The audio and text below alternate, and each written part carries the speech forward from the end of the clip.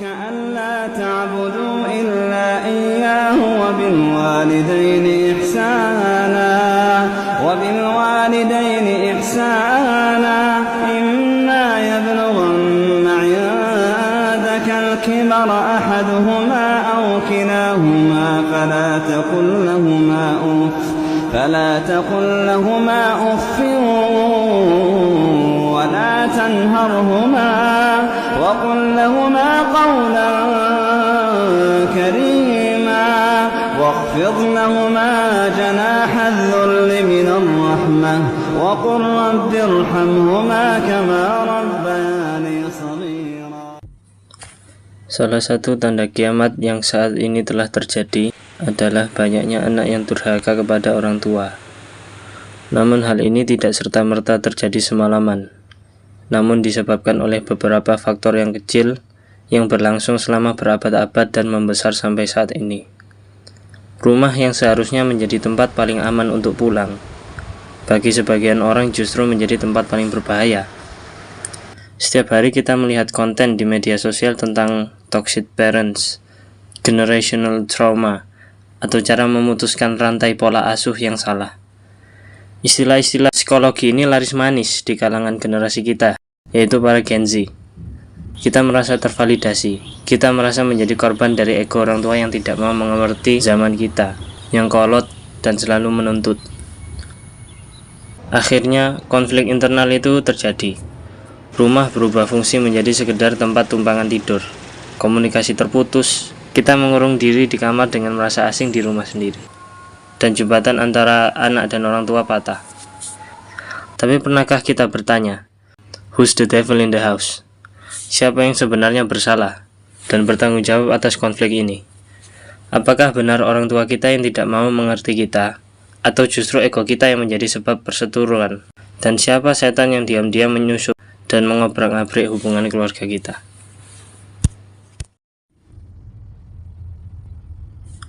Setan memiliki target prioritas, dan salah satu prestasi terbesar mereka adalah memutuskan tali silaturahmi, terutama antara anak dan orang tua. Di zaman ini, krisis tersebut diperparah oleh beberapa syubhat dan realitas modern. Pertama, jebakan victim mentality dan narasi pop psychology. Media sosial mendidik kita untuk mudah melabeli orang tua dengan kata toksik. Saat orang tua menegur dengan keras, meminta bantuan, atau tidak memahami hobi digital kita, ego kita langsung berbisik. Mereka merusak mental healthku.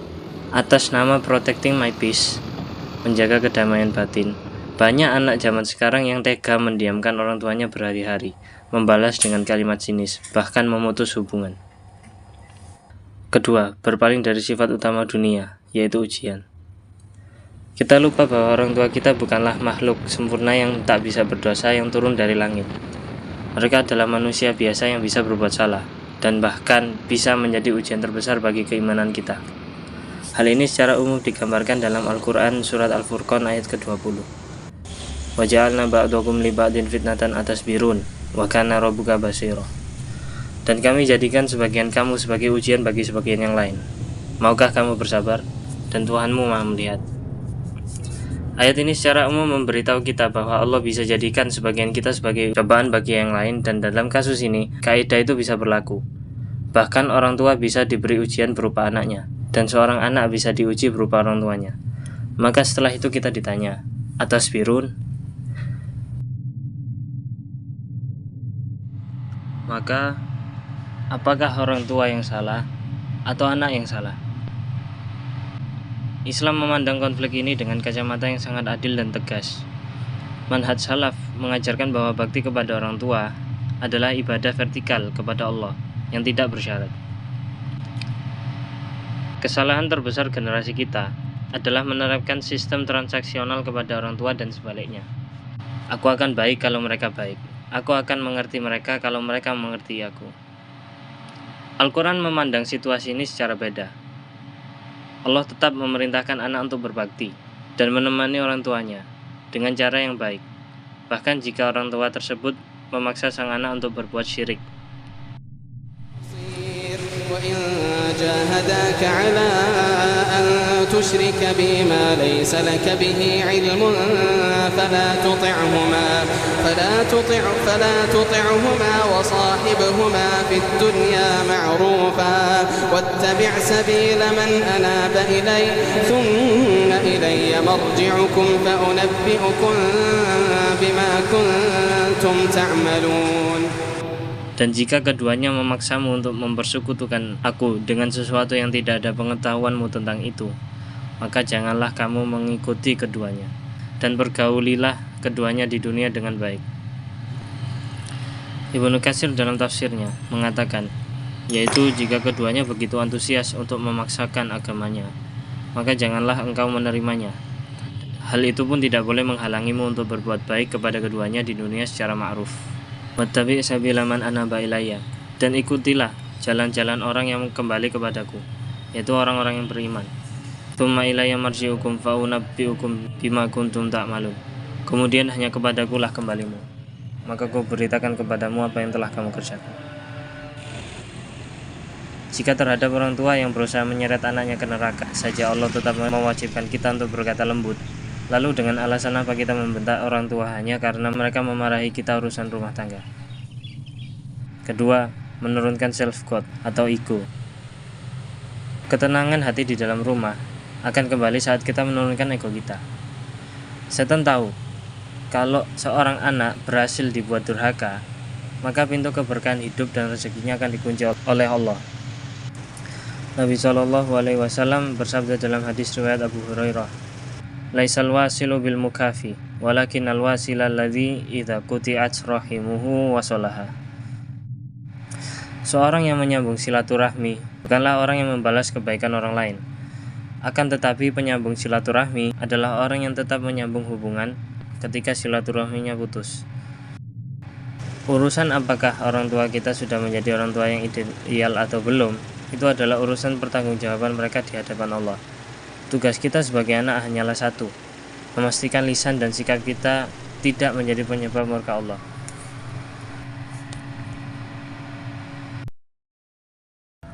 Narasi pop psikologi tentang toxic parents tidak muncul dari ruang hampa. Islam pun mengakui bahwa tidak semua orang tua otomatis menjadi sosok yang suci dari kesalahan. Ada orang tua yang gagal membedakan antara mendidik dan mendikte. Islam meletakkan anak sebagai amanah, bukan sebagai properti atau samsak emosi. Nabi SAW menegaskan bahwa setiap pemimpin akan dimintai pertanggungjawaban, termasuk orang tua. Setiap kalian adalah pemimpin dan akan dimintai pertanggungjawaban atas apa yang dipimpinnya.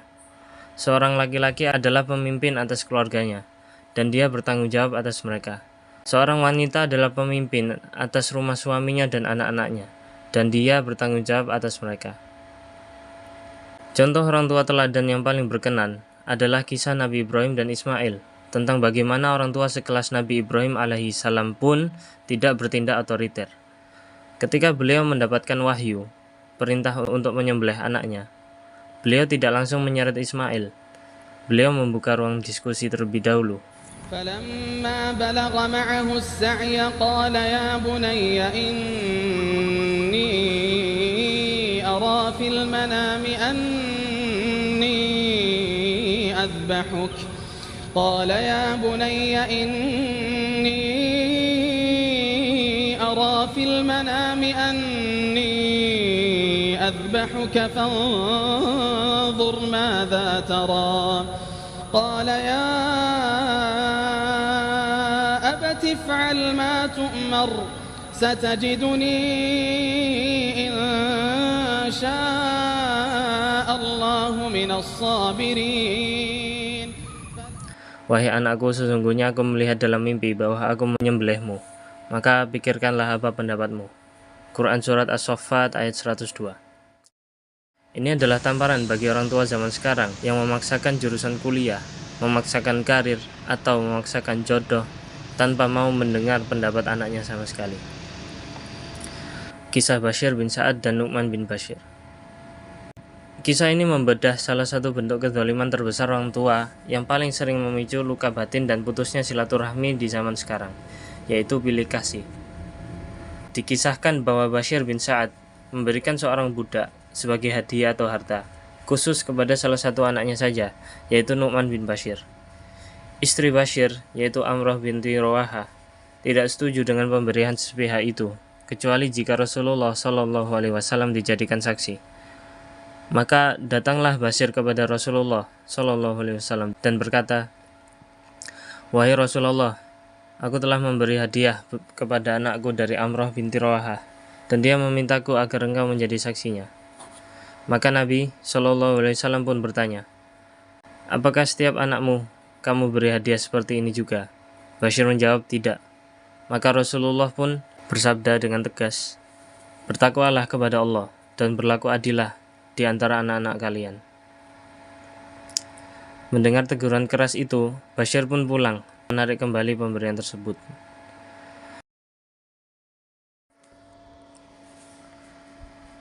Rasulullah Shallallahu Alaihi Wasallam menegaskan bahwa pintu surga yang paling indah dan paling tengah berada pada keridhaan orang tua. Bahkan dalam redaksi lain yang sangat masyhur, Rasulullah Shallallahu Alaihi Wasallam sampai mengulang kalimat celaan 3 kali bagi anak yang menyia-nyiakan kesempatan emas ini. Celaka dan hina, kemudian celaka dan hina, kemudian celaka dan hina. Beliau ditanya, "Siapa wahai Rasulullah?" Beliau menjawab, "Orang yang mendapati orang tuanya dalam usia lanjut, salah satunya atau keduanya, namun tidak membuatnya masuk surga." Dosa durhaka adalah salah satu dosa yang azabnya disegerakan di dunia sebelum di akhirat. Kullu dzunubi yuakhirullahu minha ma syaa ila yaumil qiyamah illa uquqal walidain. Fa innallaha ta'ala yu'ajjiluhu li sahibihi fil hayati qabla al-mamati. Kisah Uwais Al-Qarni. Dari Umar ibn al-Khattab radhiyallahu anhu, ia berkata, aku mendengar Rasulullah SAW bersabda, "Ya'ti alaikum Uwais ibn Amir ma'amdadi ahlil Yaman, min muradin thumma min qaranin, kana bihi barasun, fabara'a minhu illa mawdi'a dirhamin, lahu walidatun huwa biha bar, lau aqsama 'ala Allahi la barrahu, fa in istata'ta an yastaghfira laka faf'al." Akan datang kepada kalian Uwais ibnu Amir bersama rombongan dari Yaman, dari kabilah Murad, kemudian dari Qoran. Ia pernah terserang penyakit sopak atau belang, lalu sembuh kecuali sebesar mata uang dirham. Dia memiliki seorang ibu, dan dia sangat berbakti kepadanya. Seandainya dia bersumpah atas nama Allah, pasti Allah mengabulkannya. Maka jika kamu, yaitu Umar, bisa memintanya untuk memohonkan ampunan untukmu, maka lakukanlah. Kisah Juraij. Dari Abu Hurairah radhiyallahu anhu, dari Nabi Shallallahu Alaihi Wasallam, beliau bersabda, Juraij adalah seorang laki-laki ahli ibadah yang membangun sebuah biara atau tempat ibadah dan selalu berada di dalamnya. Suatu ketika ibunya datang menemuinya saat ia sedang melaksanakan sholat, yaitu sholat sunnah. Ibunya memanggil, "Wahai Juraij." Juraij membatin, "Wahai tuanku, ibuku atau sholatku." Ia lalu memilih untuk melanjutkan sholatnya, dan ibunya pun beranjak pergi. Keesokan harinya ibunya datang lagi ketika Juraij sedang sholat. Ibunya pun memanggil, "Wahai Juraij." Juraij kembali membatin, "Wahai tuanku, ibuku atau sholatku." Lalu ia tetap melanjutkan sholatnya dan ibunya pun pergi. Karena merasa kecewa, ibunya berdoa, "Ya Allah, janganlah engkau mematikan dia sampai dia melihat wajah-wajah wanita pelacur." Maka suatu ketika Bani Israel memperbincangkan Juraij dan ketekunannya dalam beribadah, di sana terdapat seorang pelacur yang sangat terkenal akan kecantikannya. Pelacur itu berkata, "Jika kalian mau, aku bisa menggodanya." Maka wanita itu pun mendatangi Juraij dan menggodanya. Namun Juraij sama sekali tidak menoleh kepadanya. Wanita itu kemudian mendatangi seorang pengembala yang sering berteduh di sekitar biara Juraij. Ia menyerahkan dirinya kepada pengembala itu, hingga terjadilah perzinahan, dan wanita itu pun hamil. Ketika ia melahirkan, wanita itu bersuruh, "Bayi ini adalah anak Juraij." Maka orang-orang pun mendatangi Juraij. Mereka memaksanya turun, menghancurkan biaranya dan memukulinya. Juraij bertanya, "Ada apa dengan kalian?" Mereka menjawab, kamu telah berzinah dengan pelacur ini dan ia telah melahirkan anakmu. Jurayj berkata, mana bayi itu? Mereka pun membawa bayi itu. Jurayj berkata, biarkan aku sholat sebentar. Setelah selesai sholat, ia mendatangi bayi itu, menekannya dengan jari, lalu bertanya, wahai bayi, siapa ayahmu? Bayi itu atas izin Allah bisa berbicara dan menjawab, Fulan sang penggembala. Mendengar hal itu, orang-orang pun berbalik menghampiri Jurayj, menciuminya dan mengusap-ngusapnya. Mereka berkata, kami akan membangun kembali biaramu dari emas. Jurayj menjawab, tidak, kembalikan saja biaraku dari tanah liat seperti semula. Maka mereka pun melakukannya. Pada akhirnya, Islam mendudukan konflik rumah ini di atas timbangan yang adil. Islam tidak buta. Rasulullah SAW berdiri paling depan melarang para orang tua berlaku zalim dan belik kasih kepada anaknya. Jadi, jika hari ini kamu benar-benar menghadapi orang tua yang keras dan zalim, ketahuilah bahwa Allah melihat rasa sakitmu dan setiap kezaliman mereka akan dimintai pertanggungjawaban yang berat di akhirat. Namun di waktu yang sama, Al-Quran memotong ego kita sebagai anak muda. Allah tidak pernah memberikan syarat, berbaktilah kalau orang tuamu sempurna.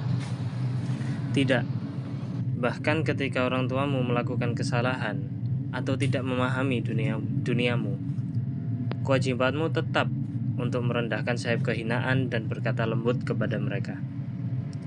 Jangan sampai rasa hampa atau kegelisahan hidup yang kita rasakan setiap hari sebenarnya bersumber dari satu dosa yang sengaja kita remehkan, yaitu kedurhakaan yang kita bungkus rapi dengan pembenaran kesehatan mental atau istilah toxic parents. Kita telah terjebak menjadi generasi sufahaul ahlam, generasi yang minim kebijaksanaan namun memiliki ego yang raksasa, dan kita benar-benar semakin dekat dengan hari akhir. Jika seorang ahli ibadah sekelas Jurayj pun bisa dihancurkan hidupnya di dunia murni karena mengabaikan panggilan ibunya demi sholat sunnah, lalu pembelaan apa yang akan kita bawa saat kita tega mendiamkan pun membentak, bersikap dingin kepada orang tua hanya karena urusan duniawi? Jadi, mari kita tanyakan sekali lagi ke dalam hati kita, who's the devil in the house? Siapa setan yang sebenarnya sedang merusak dari dalam?